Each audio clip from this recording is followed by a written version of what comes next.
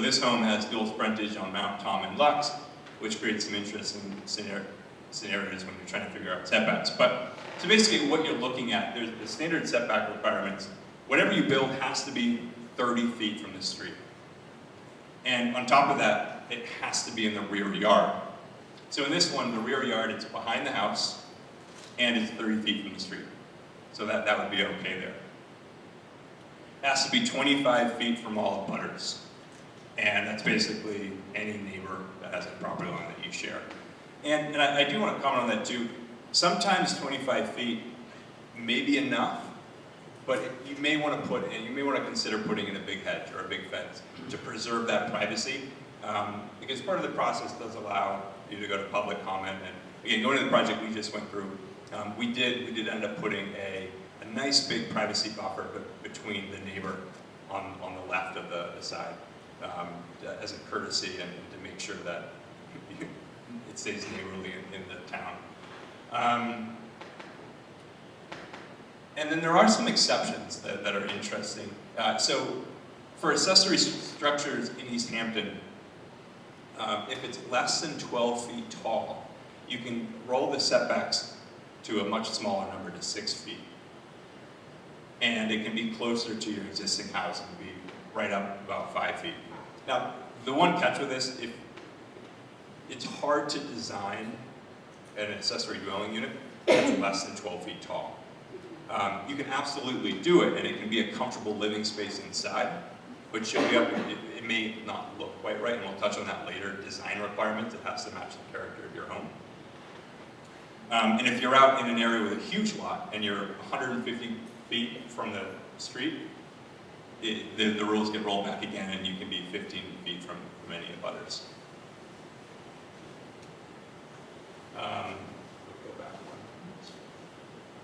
So here's just another example here using the same accessory structure backyard setbacks.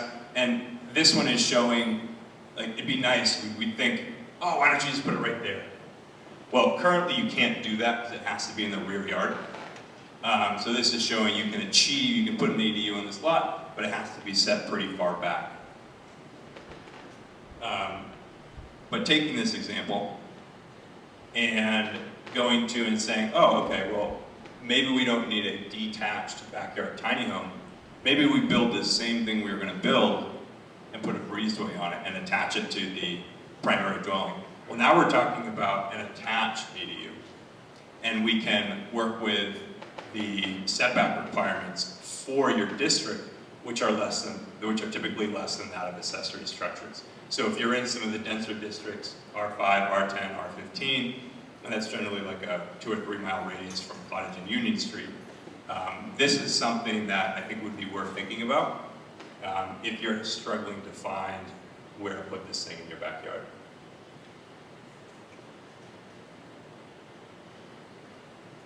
So design. Not the one over there. It's not going to fly. So the zoning bylaw is interesting. It's actually ambiguous when it comes to design, and it's good that it is. It basically says the ADU that you build has to match the character of your home and the character of the neighborhood. What does that mean? It's kind of up to interpretation, but that's the point. The point is to give the homeowner flexibility in designing something, to give your neighbors flexibility in saying, not in my backyard, and the zoning board to mediate the discussion. So when we're thinking about this is what the one we got approved looked like. It basically looks like a small ranch. So it's very difficult to say that's not the character of the neighborhood because it looks like the other houses. Going to something like this, we're starting to get more modern. Someone could certainly make the case against that. There are very few houses that have that single pitch roof, all that glass. But if this was hidden in your backyard and no one can see it, well, what's the character of your backyard? I mean, it's kind of up to you. But of course, you'll probably need to be very friendly with your neighbors and have a conversation with them and make sure that the conversation about is it matching the characters between you and the zoning board of appeals. And of course, something like that's kind of one of the biggest fears of tiny homes and putting these things in. is just slapping together manufactured housing and having it speckled everywhere. That's pretty much not going to fly anywhere in town, even if it was hidden in your backyard. So building code. I'm not going to get too detailed because the building code is, what is it, Kevin? 7,000 pages or something like that. But there's some key things to think about, and it kind of hits when you're thinking about how big the home is going to be. So these have to hit stretch energy code, and that essentially means you have to have at least a 5-foot deep wall cavity to get enough insulation unless you're using high-end spray foam. And that impedes a true tiny home on wheels, because when you're talking about something that's 8 feet wide and you're giving a foot of it to wall space, you're really contracting on your living area. And towns are doing this because everyone's trying to get to carbon neutral. And they want a permanent structure to be to a high degree of energy standards. It also means it has to be on a foundation. It can't just be sitting in the grass. It can't be just plopped down there. And the foundation has to be engineered to hold whatever it's being put on. And there are lots of options for this. We evaluate everything from helical piles, which are giant screws that go into the ground that don't require any excavation, to shallow frost walls, to full basements. So there's lots of options out there. And then these have to be connected to utilities, and it's important.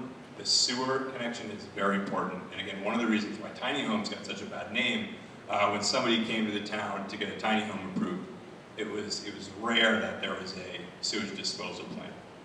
And the reason for that is it's kind of expensive to put the utility lines in. And if you're not thinking about the location of this on a 5 or 10 year horizon, it's hard to make it pencil out to trench these things in and connect it to the city's sewer. Or if you're on septic, possibly need to upgrade your septic to accommodate it. And if anyone wants that, composting toilets, well, guess what? They are legal in Massachusetts, but they have to be connected to a Title V gray water system, which means it has to have a leach field. So if you're not on a septic system yet, you're gonna have to build one. So it's kind of economically infeasible, especially if you're on city water. And then egress, you've got to have 2 entrances, unless it's 400 square feet, under 400 square feet of living space, and that goes into Tiny Home Appendix Q, which was recently passed this year in Massachusetts. It basically allows you to not have a second door and use a window, a large window as your second egress, which is great if you do want to do something under 400 square feet. So now we're getting kind of into the financing stuff, and this is a huge topic, and kind of after you figure out if you can build something, I think it's important to figure out how you're going to pay for it before you go down the rabbit hole and spend even more time on the project. And the first step is to think about the cost. Like, what are you doing with this thing?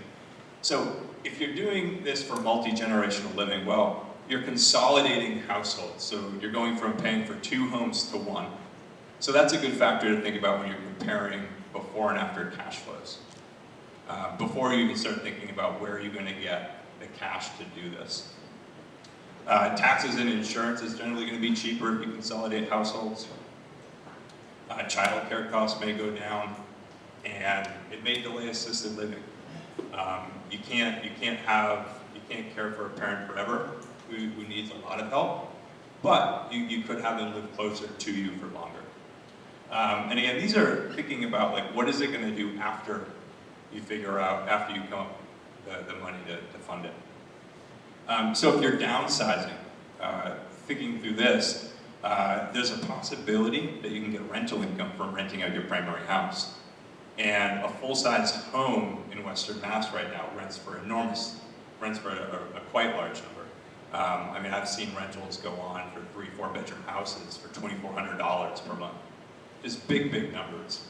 Of course, you don't have to rent it that high. It'd be great if it got rented for $1,700 or $1,600 and got added to part of the affordable housing stock in town, which could actually open you up to more funding options if you were deciding you wanted to do that. And some of the affordable rents that would qualify for that are actually quite high. And we can talk more about that as well if you have questions.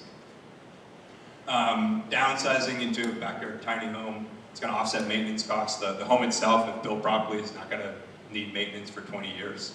And of course, someone will be paying rent to take care of the bigger house. You're going to have some cash flow coming in, and you need to compare what are the other alternatives. What are you going to be paying to go into a condo? Or do you want to build a new house? Things like that. And then finally, well, before I even done this, would anyone ever consider doing this as a rental unit? Is anyone in the audience for that? Okay, so I will talk. So as a rental unit, basically you're looking at this as an investment, and you need to basically figure out, okay, what is my required return on investment to become a landlord and convert my home into what's essentially a 2-unit, have someone coming and going. That number might be 7% per year, that number might be 20% per year, but you gotta set that, and that allows you to figure out, is this gonna pencil out? And these are typically penciling out, depending on the town, between 8 and 15% ROI. So that's an 8 or 15% return on your investment year on year on the cash flow. And that's just calculated by saying, okay, if someone's paying me $1,100 a month to live in this, and it costs me $250 to maintain it, what's left over? And we can talk about that more if you'd like to. What are your other investment options? There are other things you can do with your money. You might not want to do this with it. And think about what's your hourly rate to be a landlord. If you're going to make $12,000 a year doing this, and you have to spend 5 hours a month, is it worth it? Okay, this is the really fun part. So I'm not going to go deep into this. But there's a lot of options to finance these. It scares people because whether you're doing it on your own or bring someone in to do it, it's going to cost you at least $80,000. Between the trenching, the permitting, the insulation, the materials, it's going to cost them money. And not everyone has that much. Nobody has that much cash saving to make, or very few people do. So Fannie Mae just released a new product. This is like an FHA loan. It came out last year. And they can help provide a cash out refinancing to pay for this. So it would be like a construction loan. The neat thing is it's a Fannie Mae product, so it's slightly easier to qualify for. Cash out refinancing, if you've got good credit, you could go along that route. And basically what they're doing is looking at the value of the home after you add the ADU to see if it would make sense for them to get behind. Home equity lines of credit. These are easier to get, they're quicker, they're cheaper to get, but they do have higher interest rates, and it would not be advisable to pay for an entire ADU with one of these. You would want to use this to fill a gap, $20,000, $30,000, because it does come with a higher interest rate, and you'll have a higher monthly payment. Reverse mortgages. So these have gotten a bad rap. I actually kind of like them, especially if you're cash strapped. So what it is, you agree to do what is essentially cash out refinancing. You're going to pay a higher interest rate, usually a point to a point and a half more, and closing costs a little bit higher, but you don't have to repay it until you sell the house. So if one of the things that you're dealing with is you're at fixed income, you're a lower income homeowner, you use something like this to actually increase your income if you're going to rent out your main house and end up with a nice, accessible place to live. And this one I'm going to touch on briefly, but John from the Pioneer Valley Planning Commission is going to talk more about the home loan modification program. This is a home run. It's $50,000 to help make your home more accessible. And it's 0% interest, and you don't have to repay it until you sell the house. So it's insane. Every time I find one of these in Massachusetts, I just wonder where the money comes from. It's amazing. It's kind of like the Mass Save program. If anyone's used that to do insulation, they pour it. It's wonderful.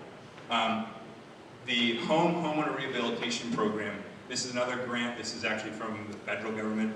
And again, John can touch on this. This does not pay for the ADU, but if you are going to downsize, and your home needed renovation before it could be rented out, this could potentially go towards that. And then again, community block grants. These are kind of an interesting thing. They support aging in place, and towns can apply for programs that can help residents pay for this type of stuff. So finally, here's the call to action. All I want everyone here to do is figure out if you qualify.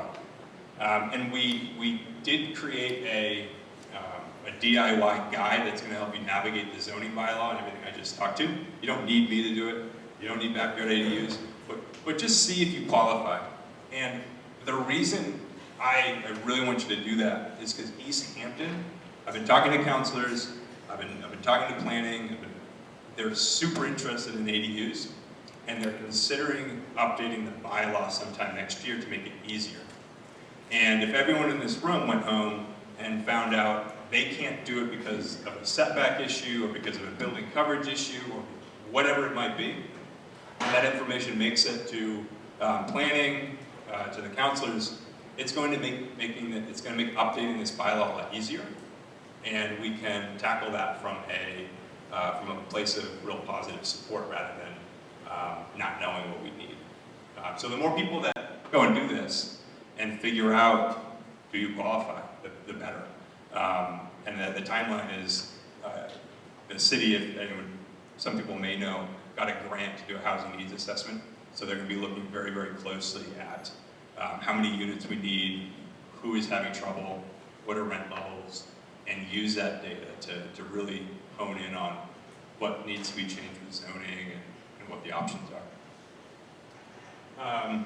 So that's all I've got. It was quick. There's a lot more out there, but please feel free to ask questions. Think of me and Kevin as a resource. We'll certainly make ourselves available. So I'll take a couple questions, but what time do we have? Okay, so I guess 5 minutes of questions and half an hour with the panel? Okay. So the question was, what if I don't have a single family, I have a multifamily, can I do this?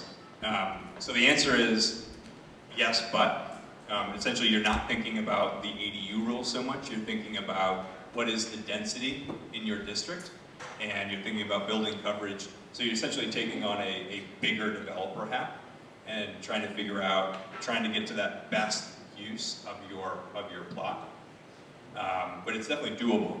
The first place to go would be to look at how big is your lot, and then it's table 6.1 in the zoning bylaw. That's going to tell you how many square feet per unit you need, and essentially just calculate it out and try to figure out if you've got space for another one.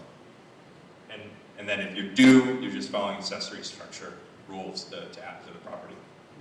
So essentially, at some point it's going to get a new assessment, and it's just going to look like additional floor space. So it will increase your taxes a little bit, but how much it increases depends on the valuation of your home right now.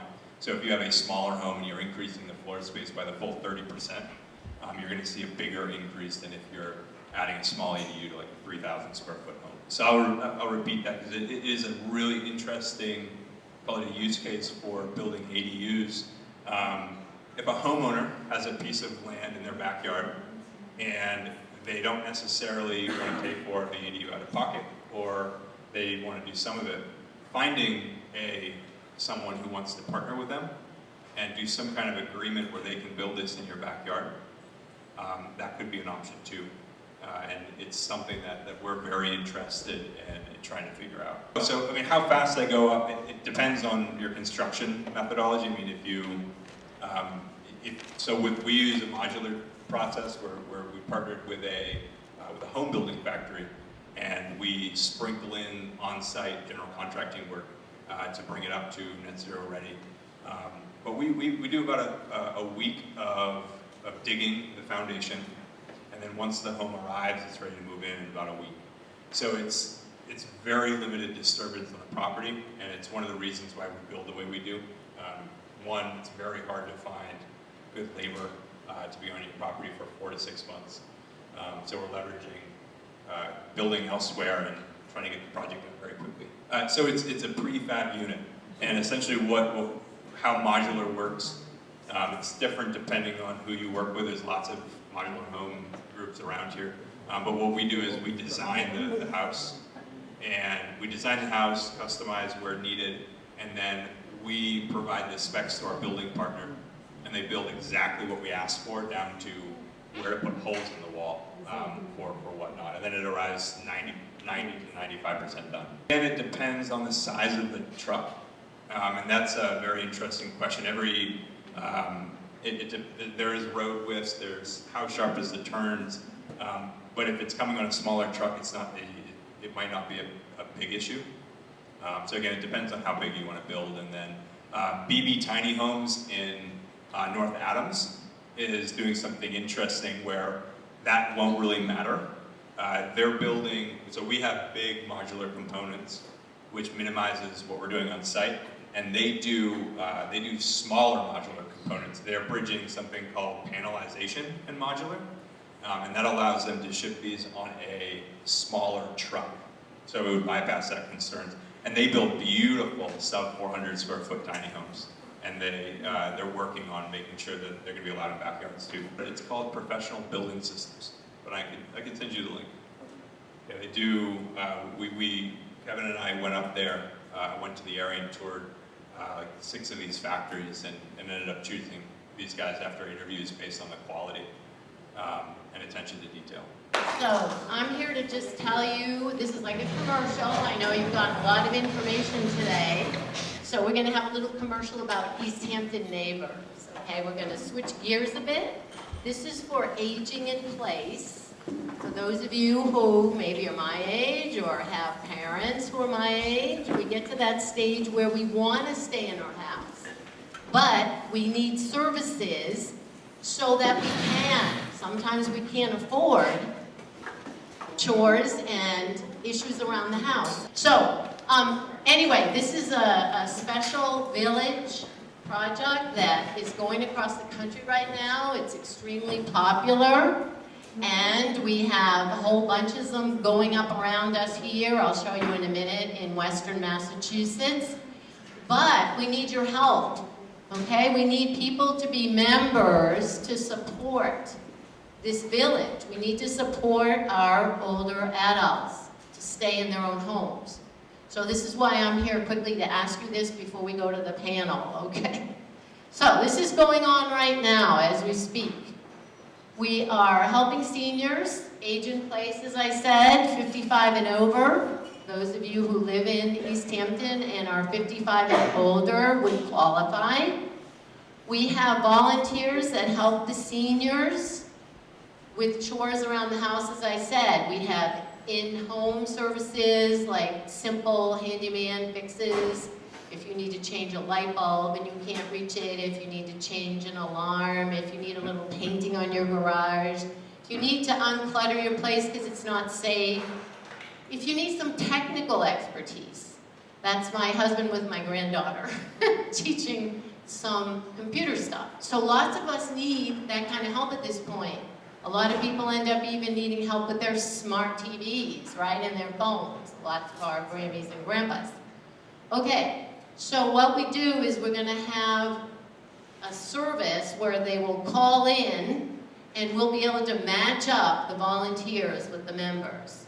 All right, so we have these piles of people. We have members who support the whole village. We have volunteers who can be any age, actually, if an adult is with them. We have lots of new stuff going on, like Brendan and I were out today trying to deliver sand, because lots of our seniors needed sand after the big storm. Well, guess what? Brendan ended up having to do half of it because we don't have enough volunteers. So there's a high school program going on right now where we can get the kids, it's called Chores for Credit. So they can go out and do the sand or the other types of errands that the seniors need. Okay, so we can accompany them and take them out, and we can have maps, and they can go and spread the sand. All right, so, yes, please, thanks. We are launching this spring, so you can really help us. We have a sign-up table back there, and there's no fee. We don't have a membership fee for our village. Across the country, Lots of the villages have fees where people have to pay for the services. We are trying to do it here where we don't have a fee. So you'll just have the volunteer come, do what's needed, transportation, the errands, the groceries, whatever you need. But we need your help to start it up. We need you to sign up to be members, to be volunteers. We need you hopefully to get people to donate if you can't yourself.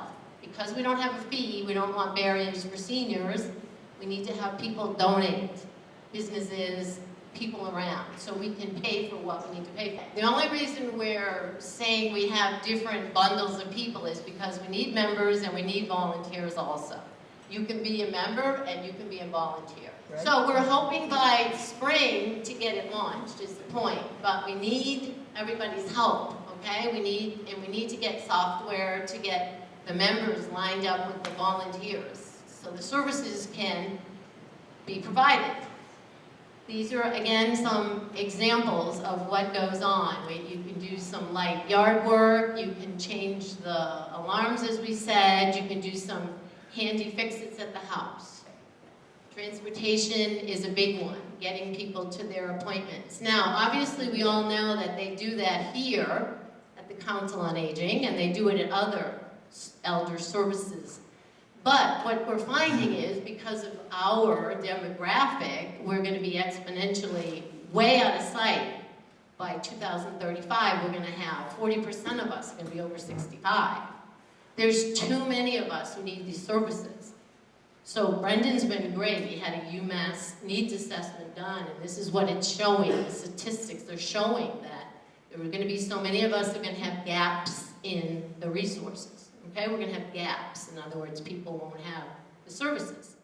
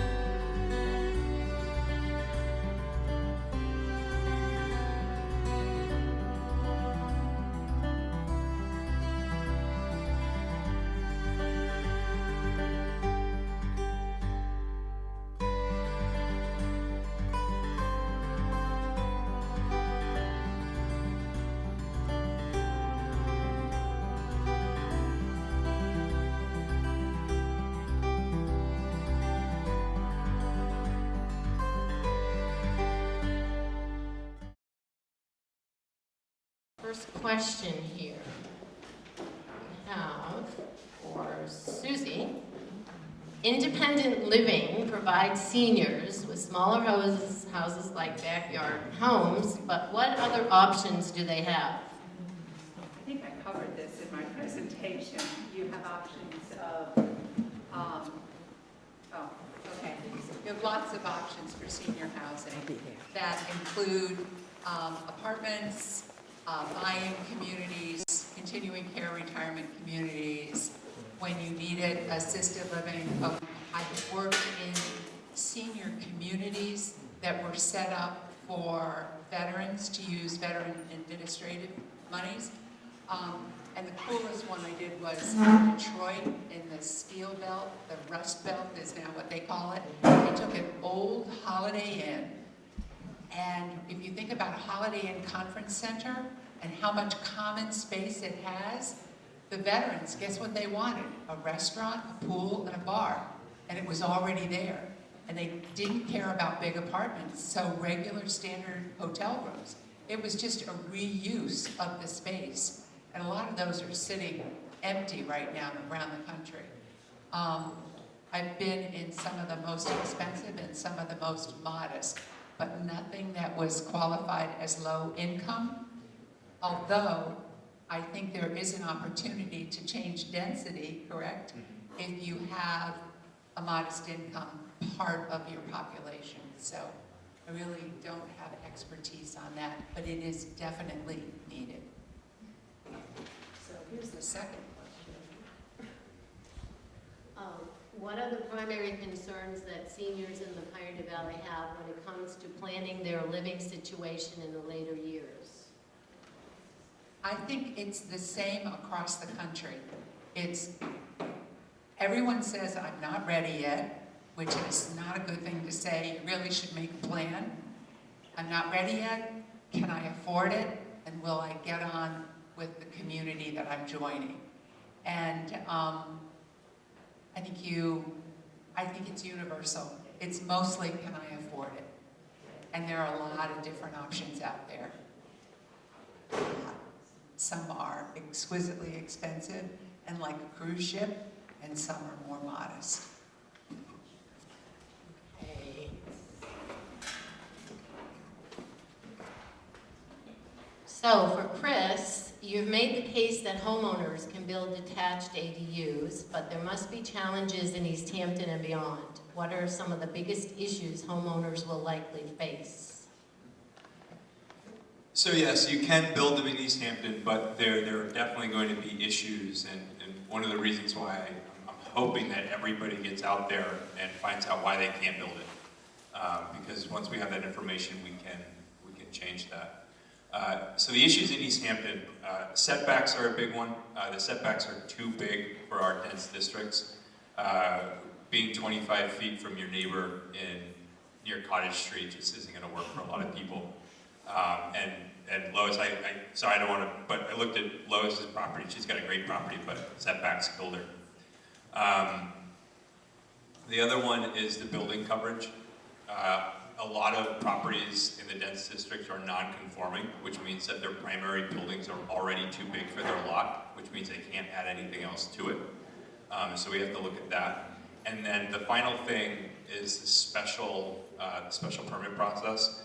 And if anyone is on the email newsletter for backyard ADUs, I commented, I was doing a little bit of commentary on what we went through on the 8 Mayor Street project.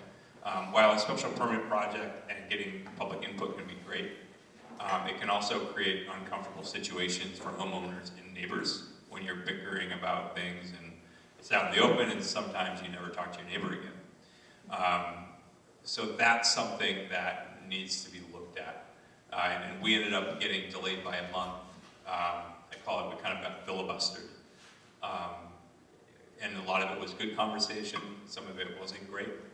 But looking at that and providing homeowners a way to get approval with like a site plan review by the planning office or by the building office would be fantastic and avoid some contentious conversations.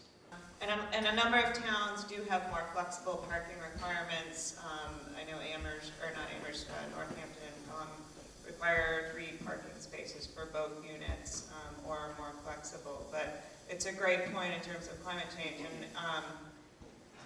have part of the advantage of building an ADU in the backyard is that there is infrastructure already there, and you don't have to build on a new lot. And you're in an area, I think it would be great to see more of them close to village centers, close to town centers, so people can walk to where they need to go and have more infill development that way.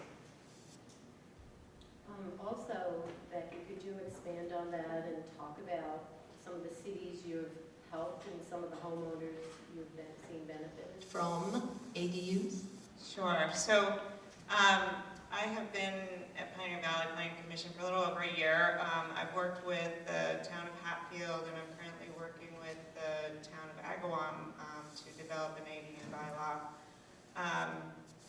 And I come at this because I'm in the area of health and land use, and I work with a lot of communities on planning for an aging population. And AARP actually has a great resource called the ABCs of ADUs, and they're really promoting this as a way to provide more affordable and smaller units for aging population. I have heard at public forums in Agawam, and as I do listening sessions in communities that are doing age-friendly planning, people really want to build these. One gentleman came up to me and said, you know, I have an adult son with developmental disabilities who's sort of semi-independent, and it would really be great to have a space for him to be able to live close to us so we could still provide services. Other folks, there are several towns that have buildings with accessory units that are not currently permitted, and so when they go to sell their house, it's a problem. So just making these, you know, making some clear bylaws that make them legal and accessible, and especially for people who want to downsize and allow family members or caregivers to live nearby has been really important. And what is the biggest fear that cities and residents have when it comes to ADUs, and how are cities addressing that? I think Chris covered a lot of that. Ownership is a big issue that comes up. You know, there is a fear of changing the neighborhood character. So a lot of cities and towns require that at least one unit be occupied by the owner of the property. Another thing that's come up is short-term rentals, and it's important to have some kind of a policy for short-term rentals. I know Northampton just requires that they be registered, and the state requires that they be registered. And cities and towns can actually charge excise tax on short-term rentals, and that money can go back into building more affordable housing.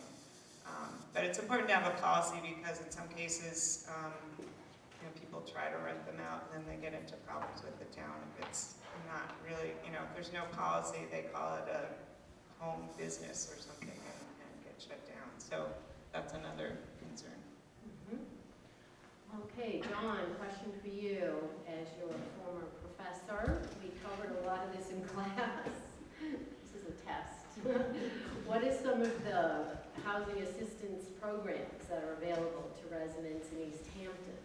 Okay, so yeah, Chris reached out to me and discussed about the presentation that he was going to be doing and what he's working on, and I thought it was very interesting.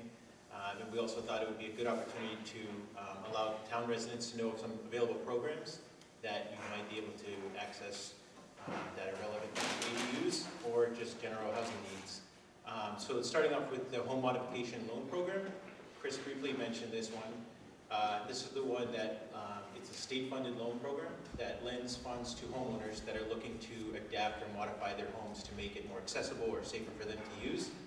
And the amount up to $50,000 at a 0% interest, and there aren't any monthly payments that are required to be made. The only time that the amount is recaptured is when you sell or transfer the title of the home. So common modifications include kitchen, bathroom remodeling, ramps, but also accessory dwelling units.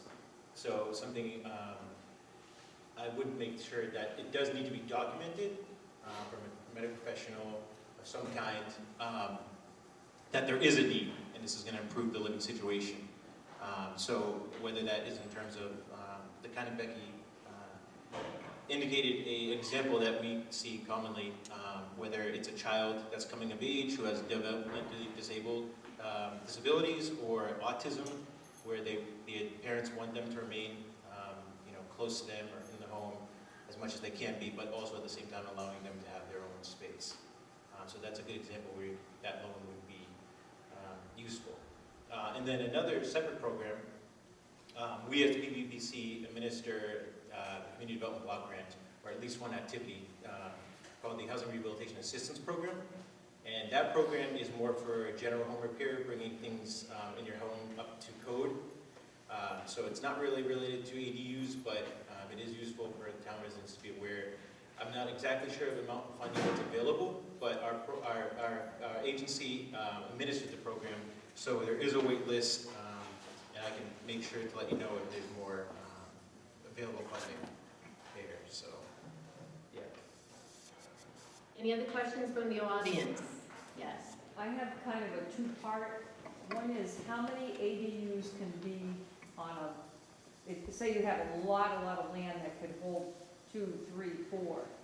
Are you limited by the only one?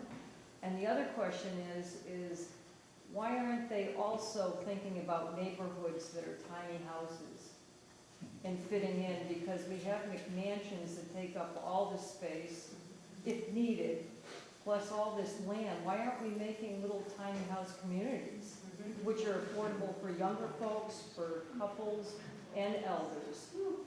So, you know, and also it goes into the neighborhoods helping each other. Right. You can also create that as well.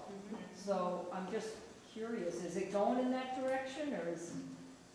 Yeah, I can answer that. I think we have quarterly meetings of all the professional planners in the region, and we recently had Carolyn Mish from Northampton come, and Northampton's really gone through an evolution of accessory dwelling units, from allowing the attached ones by right and the detached ones by special permit, and they've graduated into allowing the detached ones by, I think, just an administrative permit. But they're also trying out, I think they call it cottage development, where they do allow several small houses on a property in a town center area. And I can't say more than that, but they're definitely looking at that, and I think that's a great direction to be going. Because you know, also in age-friendly planning, I find that a lot of people, you know, when they want to move, when they're downsizing, they want to move into a community, they want to be in, you know, close to services, and they are having a hard time finding, you know, first floor or single floor houses that are within walking distance of a downtown. So infill development of that type is really, that'll be key. And to follow on the part about how many ADUs per lot and why not put a lot. So ADU in specifically, just one per lot.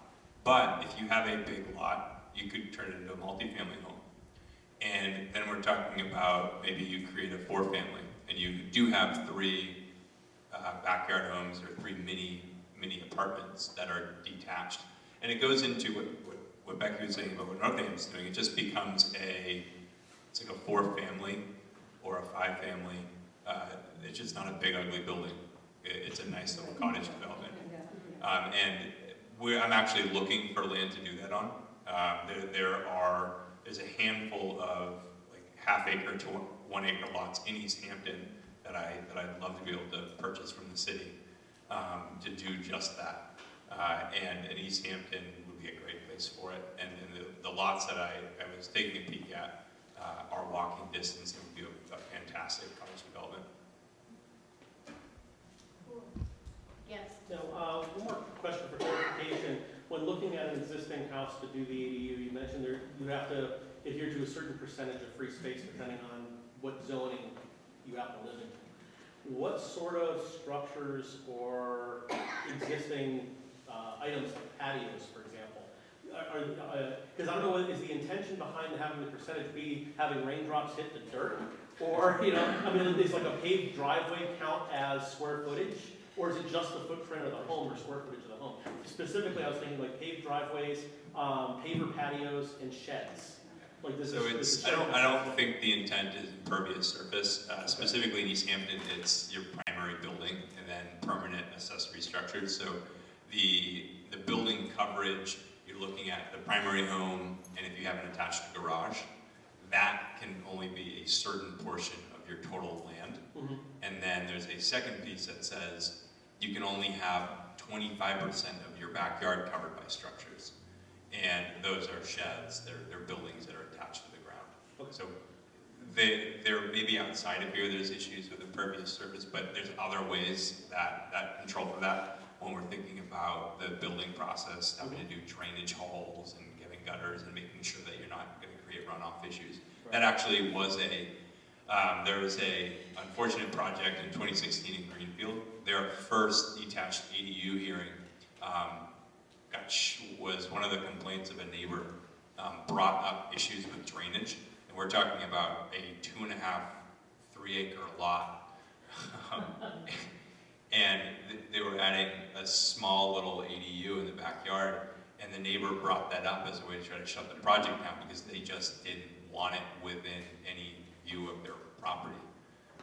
But I thought that was absolutely bizarre. Anything else? Okay, so yes? It seems really intriguing as a way to take care of people with disabilities and, loved ones with brain injuries, high-functioning folks. Has there been any conversation with like Mass Rehab or the Department of Developmental Services, or it just seems like such a great solution, and maybe there's some grant money to be had? Yeah, that's what kind of I briefly described the home modification loan program. That is out of Mass Rehabilitation Commission with source of funding through. And PVPC is a provider agency of the town or city of Easthampton. But that's exactly what it's designed to do, to fund projects to allow, people to either provide, accessible or living space for their son or daughter or themselves. So the program he's talking about, the home loan modification program, is quite flexible, and so that can be used for exactly that.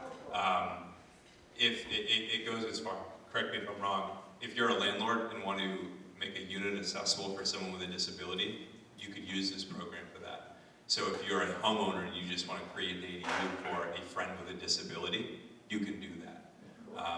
It just helps someone age in place. Yes? Are there income limits on the home modification loan program? Yes, there are. Good question. So for one person, it would be up to $166,000, and then it goes up from there pretty substantially. Yeah. So it's not necessarily for low to moderate income. My question, I'm a realtor, my question is about resale, especially if someone wants to build one on someone else's property and they come up with a contract and an agreement to do so. Does it run with the land? Can it be sold individually? Is it part of the home that already exists? How does that happen when you go to resell a home and a property?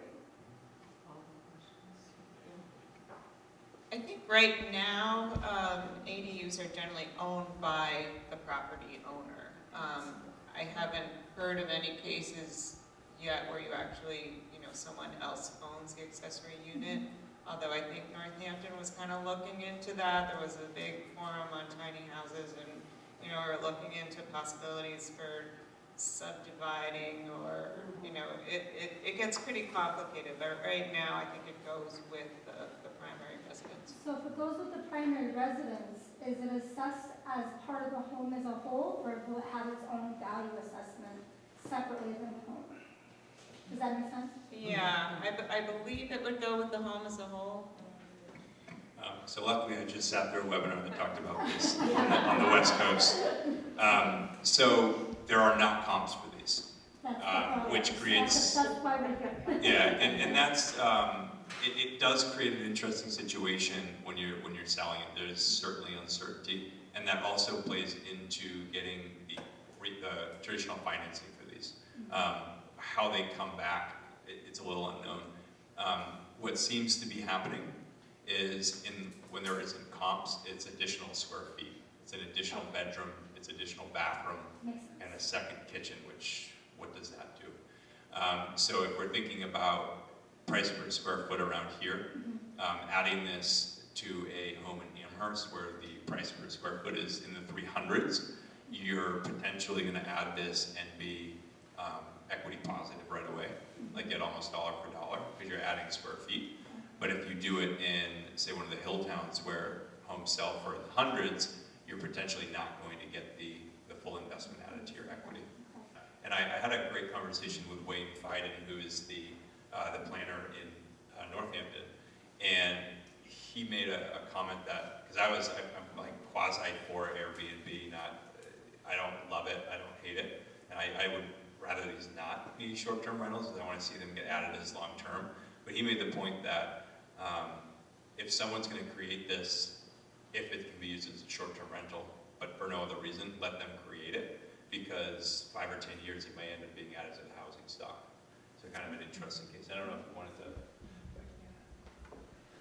Yeah, and to that point, you know, if it is a short-term rental, it allows other units to be long-term rentals too. I think it's just, again, adding to the housing stock. But there was a case in another community in Agawam where, you know, someone sort of built an illegal ADU in their basement and then tried to rent it out on Airbnb, and then the town came down and said, no, you know, they don't allow you to use in the first place. But it is important to have a policy and to just sort of understand where the town is at. Some of our communities have bylaws for short-term rentals and some don't. It's something that's sort of coming down the road. So it's important to have that conversation along with the ADU conversation. And I want to add one more thing. I said in Easthampton, it's allowed. It's not allowed. But if you were putting a short-term rental ADU in front of the ZBA, what's likely, unless you have just wonderful relationship with your neighbors, what will likely happen is somebody will argue that that's not in the spirit of the bylaw, because the bylaw said it's created for creating housing for people with disabilities, for aging in place, and add affordable housing. That's not one of the three. So that will be a contentious ZBA hearing. So it would be key to know your neighbors before proposing it.